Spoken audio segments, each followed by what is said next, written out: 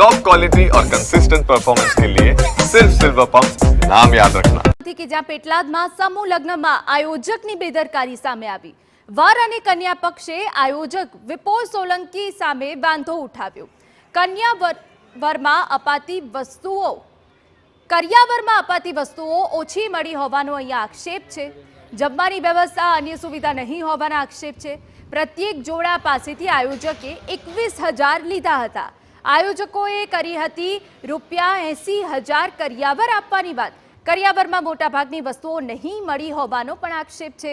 સમગ્ર મામલે પોલીસને રજૂઆત કરવામાં આવી છે। આયોજક વિપુલ સોલંકીએ કર્યું હતું સમૂહ લગ્નનું આયોજન। નગરપાલિકાના કમ્યુનિટી હોલમાં જ આયોજન કરાયું હતું।